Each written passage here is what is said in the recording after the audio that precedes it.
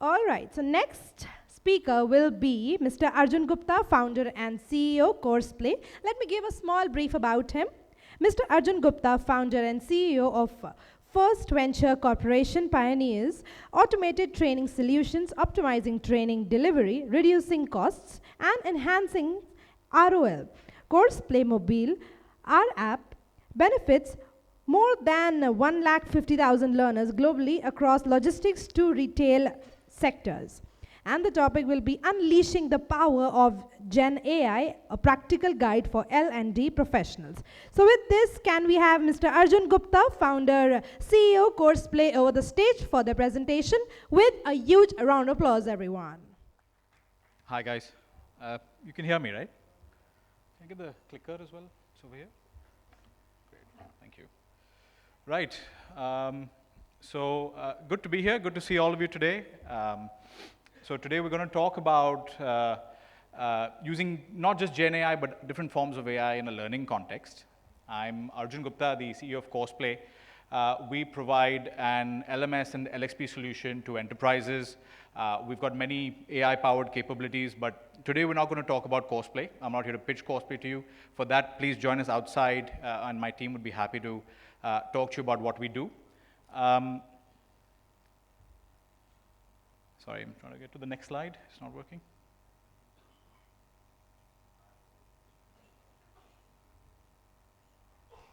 Sorry, guys, just bear with us.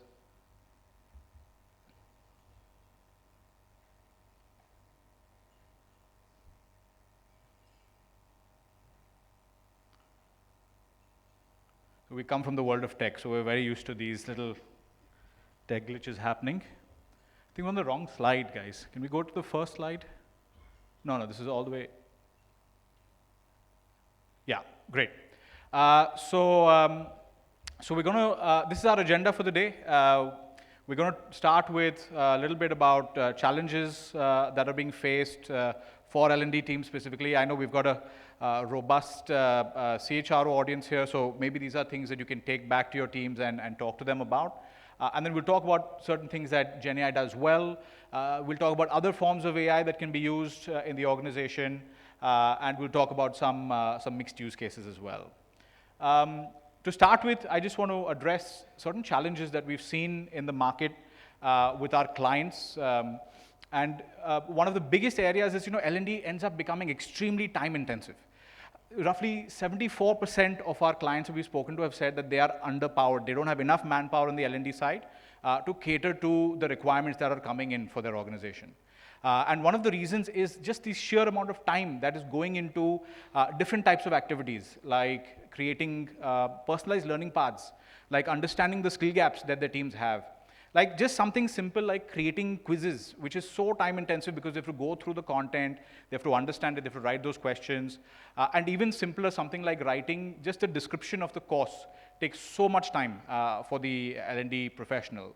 And that's one of the reasons why they feel like they don't have enough resources, they don't have enough bandwidth to cater to different L&D requirements. So let's talk about what GenAI can actually do really well in this context. With GenAI tools like ChatGPT, Gemini, Copilot, what we found is these tools are really good at writing. That's the reason why they were sort of created. That's their USP. That's what they do really well. Writing also comes with certain caveats. So let's first just start off with writing descriptions. So we found that writing a course description could save, using GenAI, writing a course description could save 1/3 of the time of the content. So if you've got a 60-minute module, roughly 21 minutes can be saved for an L&D professional by automating the writing process. And you don't need a fancy LMS to do this for you. These are tools that you can use without any LMS. Many of them are available for free. I'll provide an example of the kind of prompt that can also be used. Extremely straightforward, take on the role of an L&D professional and write a short description on a course about XYZ. The course is designed for this audience, and it covers these policies or these processes. So a very simple prompt like this can give you a very beautifully written description. And we found that the engagement rating of a course goes up significantly if something as simple as a description is added to a course. You can even create course thumbnails. So all the images we've used today are all AI-generated images. This is an example prompt that we've used to create this particular thumbnail that we've used. So the idea is, the course thumbnails, the descriptions, this kind of metadata goes a very long way to create a very engaging learning experience for your learners. A big area is quizzes. It's one of the most painful parts of being an L&D professional because you have to write so many quizzes. Sometimes your domain experts will help you and provide those questions. Sometimes the content is provided, and then at the end we realize that we have to create quiz questions. And what we've seen is the engagement score goes up by at least 80% or 2 stars if the course contains quiz questions after every module. Something as simple as just 5 questions after each module goes a really long way. That allows you to also capture the takeaways. Has the audience understood the subject matter? Are they engaged? What kind of learning we should focus on next? All of those questions get answered by just adding 5 quiz questions after every module. So GenAI can do a really great job in digesting that content. It could be in the form of a script or a video, and we can convert that into quiz questions. You can save, so if it's a 60-minute course, assuming that you've got 3 modules of 20 minutes each, if you had a 5-minute quiz in between each of those modules, you could save 60 minutes of your L&D manager or domain expert's time by using GenAI for those quizzes. Here's an example of the kind of prompt you may want to use for quiz questions. Again, it's very simple, it's not rocket science, but we found that talking about this, sharing these ideas really helps in utilizing these kinds of tools. Simple one, take on the role of an L&D manager, write a quiz for the below text. You can specify if you want multiple choice, you can specify if you want the right answer, you can specify how many questions to ask, and you share the script or the transcript of the module. Now, GenAI is not the only form of AI. I know because of the buzz of ChatGPT, everybody's been talking about GenAI for the last year. But there are other forms of AI that can also be leveraged in the workplace. One example is in translating content. So now that translation APIs have become so robust, so commonplace, and relatively accurate, we found that this is a great way to we talked about inclusiveness. I know IPSA had talked about that in the panel session. So inclusion for non-English speakers is also a big factor in L&D. With translation APIs, we found that can really make a difference. But there is a caveat. The current translation tools, they use something called neural machine translation. It's a very powerful, very accurate form of translation. But our recommendation is that we don't just follow that blindly. There should be a human element when we are doing translation using AI-powered tools. And I'll give you one example.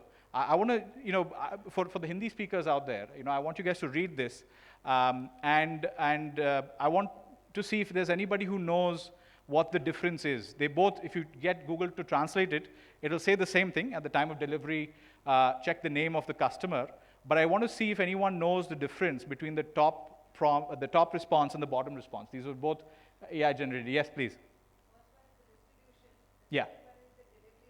Yeah, exactly. So, so the first one is in the context of delivering a package, and the second one is in the context of delivering a child. And if you put either of these statements, the top one or the bottom one on Google Translate, it won't know the difference until you actually, look at each word. So this is one of the reasons why a human level of cross-checking proofreading is absolutely essential with AI tools. And we can't just let that run amok and run wild in the organization. There still needs to be a certain level of human controls. A chatbot is another great example of a partnership between humans and AI in the workplace. But again, in the context of learning and possibly also in the context of HR, a Gen AI-based chatbot could become a very dangerous thing. Because without fully understanding how the technology works, we might end up blindly trusting a Gen AI chatbot. But the truth is, these are tools that are designed for writing. They are not designed for communicating. So they will write policies for you. But then if you have to communicate existing policies, that's where we need to be a little more careful. So using NLP-based chatbots rather than Gen AI-based chatbots might actually work better in this case, because an NLP-based chatbot will provide you with the correct answer and the same answer every time, versus a Gen AI-based chatbot that will generate a new answer for you every time. And in a case of training, you don't want these chatbots to hallucinate product details or policies. You want them to communicate exactly what the policy is or exactly what the spec is to the learning audience. So we have to make sure that these new AI tools that are cropping up are used with a certain degree of responsibility in the workplace. Now, a chatbot could still be a very useful form of learning. So instead of your standard push learning like your e-learning and your classroom training, a chatbot becomes a form of pull learning where learners are asking questions and they're getting answers to those queries. It could be a form of just-in-time learning where you could be on the shop floor and you could get answers instantly based on queries that clients have put up. But again, the emphasis on the training has to be very robust for these chatbots, and the same answer has to come out every time, which is 100% accurate with zero scope for hallucination. There's also a scope for mixing different forms of AI.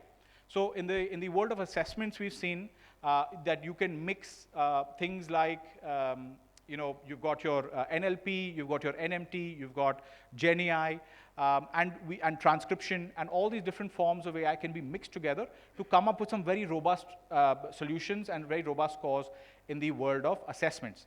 The big difference between the solutions I've talked about before and assessments is those previous solutions can be used by your admins, whereas the assessments, the AI is run on the answers provided by your learners or by your candidates.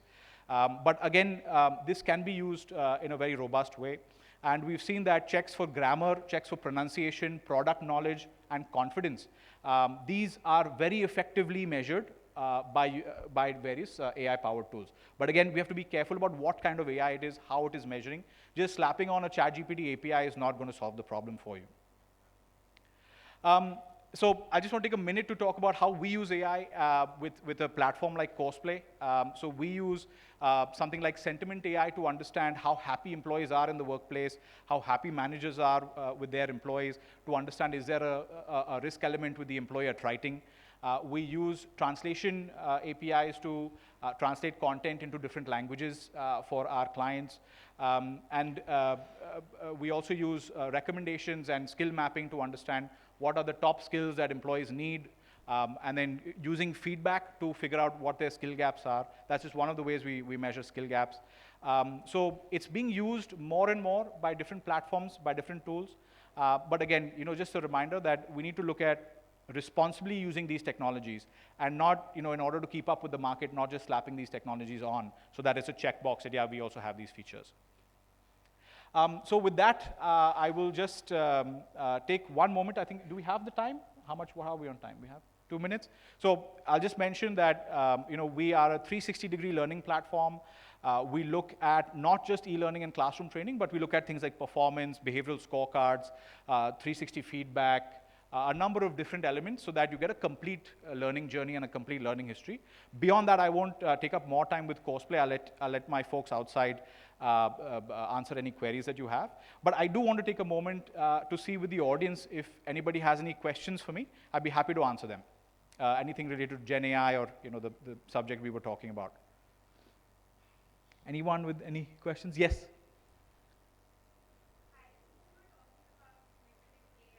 Yeah.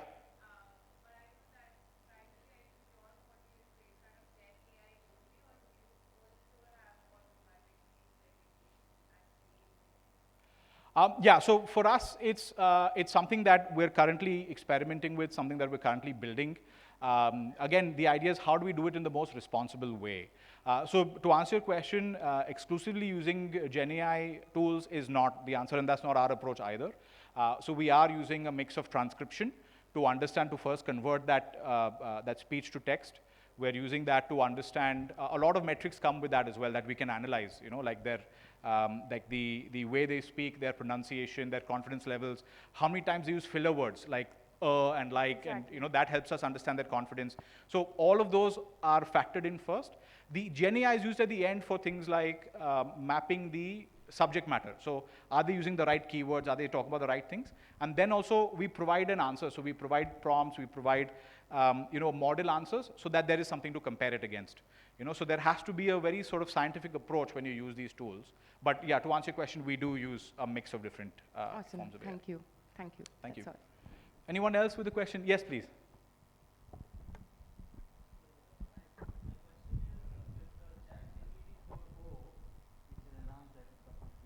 Yeah.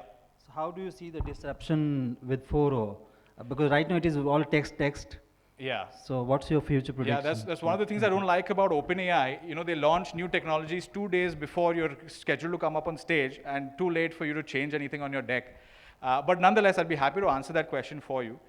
So 4.0 is primarily the big disruption that they've done is they've introduced a visual component and they've introduced an emotional component into their pre-existing ChatGPT 4 APIs.